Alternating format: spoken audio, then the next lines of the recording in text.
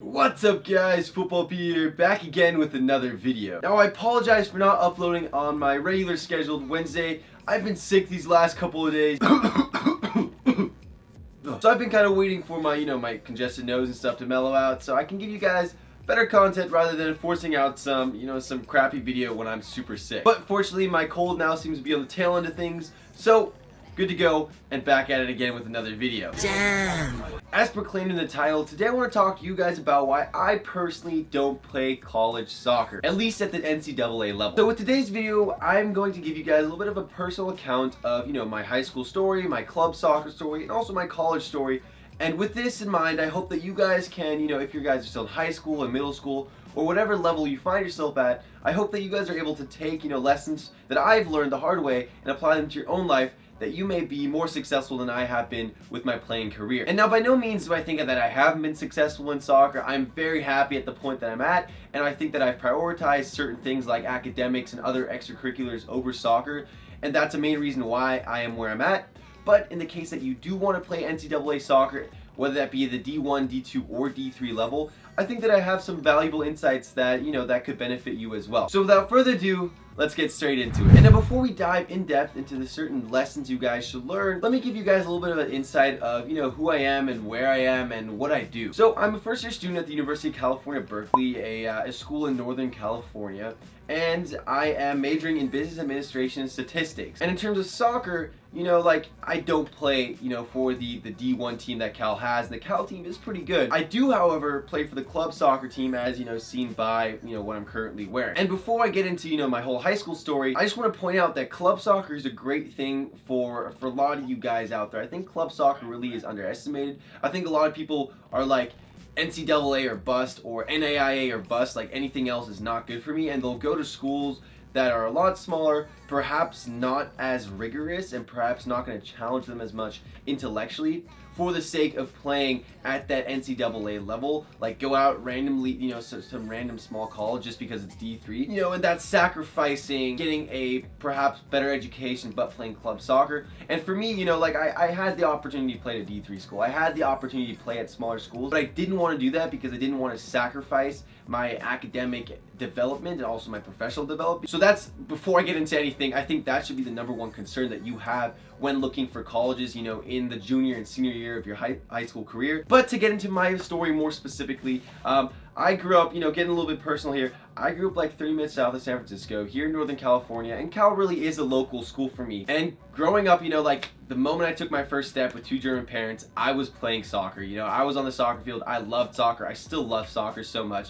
And, I played, or as my European friends would say, football growing up, elementary, middle, and high school. I always played club soccer. I was always practicing 2, 3, 4 times a week as I got older. And I did play for the U14 academy system here in my area. I think one mistake that I made going into college was not looking early. And that's gonna be my first advice for any of you young guys. Like, this is for all the freshmen, the sophomores, the juniors, and even some of the seniors. Like, I personally started really late thinking about playing college soccer. In my mind, there was never a doubt that I wasn't good enough. It was more of a like all my friends were getting recruited, all my friends were getting these offers from some pretty decent schools. I was like, oh, if they're getting recruited and they're getting offers, like I'm just as good as them, so it will fall in my hands at some point. And quite frankly, that's a really, really bad assumption to make. The reason why my friends got offers is because, in their spring break, they spent their entire spring break, their entire summer break flying across country to all these places, cold calling, cold emailing coaches just to get their attention, and it paid off for them. Whereas I was very, very laid back, having parents that aren't very familiar with the American universities, the American college experience. I was very laid back when it came to the college search approach. I was very mellow, kind of like waiting for everything to happen and to fall into place. And that is, quite frankly, bottom line, not a good approach to take at all. So learning from my lessons, what I advise you guys to do is go ahead, like I say, probably like going from sophomore to junior year of high school is looking at schools that, potentially may be a good fit for you. And now, I'm not saying athletically, I'm saying socially, academically, and, anything else that, one may want to consider when going to college. I think for that is important, your grades, like what major you may want to consider at someday. Narrow down these couple of schools. Like I say, go for like 20 to 30 schools is probably a good choice, and figure out geographically where you want to be. Like if you want to be on the West Coast, pick 20 schools there. If you want to be the East Coast, pick maybe another 5 or 10 schools there, maybe the Midwest. Like, I don't know your preferences, but like, kind of figure out where you want to be and start with that. And once you kind of have a list going on, like this can be a super rough draft, start figuring out when these soccer ID camps are. Yes, soccer ID camps are very expensive, they're very emotionally and physically draining, but they are super valuable because how else is a coach ever going to see you play? Like, they're not going to fly across country just to see this one specific person play just because you emailed them. Like, go to their ID camps and make sure that the coach is aware that you're there. And so this is like your sophomore to junior year, right? Like, you don't have to do anything too serious. I think like making a connection with a coach, going to these ID camps, introducing yourself most importantly is something you should do. And also, like, when you go to these ID camps between your sophomore and junior year, something I found super useful is to email them after the camp, after you've spoken to the coaches in person. Like, typically, like smaller schools, this is very effective. Like, you'll speak to the coaches and afterwards send them an email. Say, hey, I know I'm super young, like I know I still have 2 years of high school, but I'm really interested in your program, I'm really interested in your school, and like, are there any opportunities down the line that I can, either come watch your team play or you guys can come watch me play? Like, these are the tournaments that I'll be at, these are my games, these are the locations. Like, I'd love if you have the chance to come watch me play. So things like that is something super useful, and even if they don't come watch you play, they'll have your name in the back of their mind, so then when recruiting time does come around, like towards end of year junior year high school, towards beginning of your senior year, you'll be the first ones to pop up when they're looking for that new star center back, when they're looking for that new forward to fill in their senior who has just graduated. So moving along your junior year, saying you're playing a killer season, you're doing your best, you're working your butt off, like you're having a good season. I cannot stress this enough. Get someone to film you. I cannot stress the importance of film. Like, it's just insane. What film and just highlight clip can do for you is astronomical. Just think about it just out of like straight logic, right? Imagine you're sending an email to someone, like a college coach, who, by the way, gets hundreds of emails per day, if not more, gets an email saying, hi, my name is Jake, I play soccer, I'm a center back, I go to this school, play for this club, this is my height, this is my weight, thank you very much. Or send that exact same email and put a highlight clip in there, and that highlight clip, you scored 20 bangers in a season, like, and the coach sees that. That's a huge difference because the coach, one, knows how good you are and can either say, hey, this kid's actually good, or two, can say, hey, like, I'm sorry, like, I just don't think that's a good fit, and you can move on. Either way, you've gotten, you've taken something positive from it because you have an answer. Whereas if you just send an email, you won't be able to get feedback at all, and the coach won't even have a chance to see you. So that's typically during junior year. Make sure someone films you. It's so important. And then once you go from junior to senior year, that summer you need to be super aggressive and just going at different colleges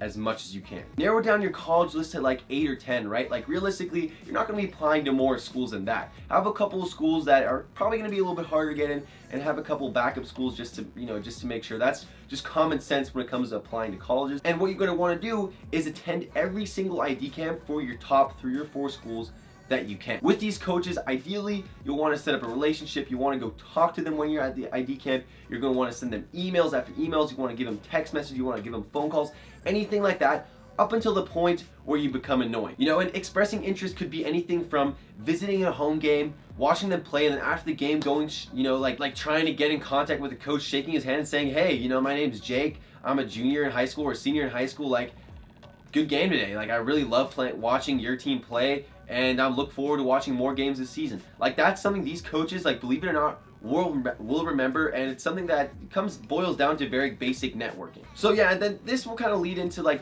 give you some wind to go into senior year. And once you're in senior year, like, typically, I mean, I've seen everything. I've seen kids get offers beginning of the junior year. I've seen kids get offered the last day of season during the senior year. Like, it really depends. And I don't think it has anything necessarily to do with how talented or how good you are at soccer. It boils down to various factors. But once you're in your senior year, you should really be looking to wrap up the recruiting process.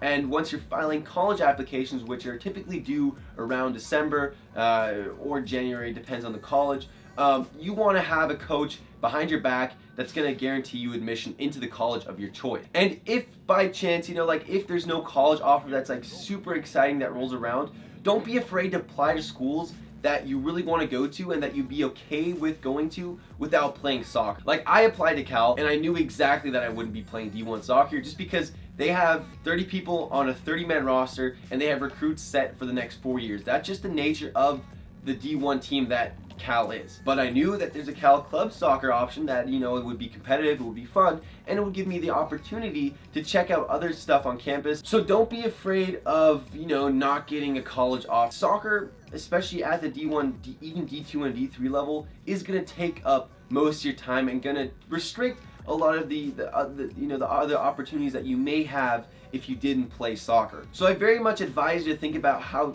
ready you are to take on soccer as your #1 commitment before going into college, because if you're not ready to make soccer your life and your commitment for the next 4 years, it's probably not for you. So to sum up everything that I've said, I know it's a lot of talking, a lot of information at once.